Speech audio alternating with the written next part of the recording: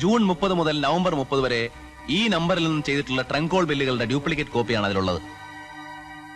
ഔസേപ്പച്ചന്റെ മരുമകൾ ഓമനയുടെ മരണം ജൂൺ 29 തീയതിയായിരുന്നു.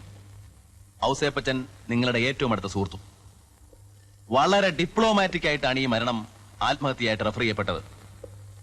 ഇതിലൊന്നും ഒരർത്ഥവുമില്ലേ മിസ്റ്റർ നാരായണൻ?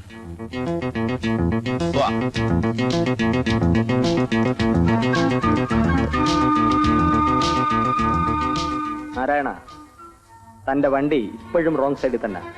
Be careful. നിങ്ങളല്ലേ പറഞ്ഞത് ഒന്നും പേടിക്കാനില്ല, ഒരു ചുക്കും സംഭവിക്കില്ല എന്ന്. എന്നിട്ടിപ്പോ എന്തായി?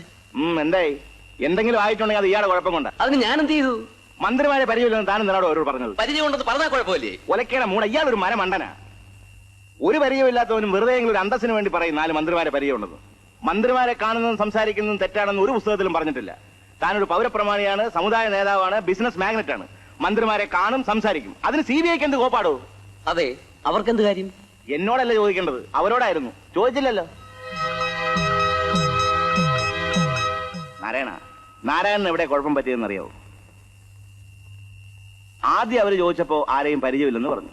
അവര് തെളിവ് കാണിച്ചപ്പോ നിങ്ങൾക്ക് ഉത്തരവില്ലെന്നായി. അവര് നിങ്ങളെ ഭംഗിയായി കുരുക്കി. ആദ്യമേ നിങ്ങൾ ഉറച്ചു നിന്നിരുന്നെങ്കിൽ അവര് വന്ന പാടെ അങ്ങ് പോകുമായിരുന്നു.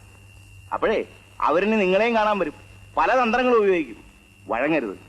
അവരിനി എപ്പോഴാണാവോ എന്റെ അടുത്തേക്ക് വരുന്നത്? ഞാനും 2 മാസത്തെ ലീവ് എടുത്താൽ എന്താന്ന് ആലോചിക്കുക.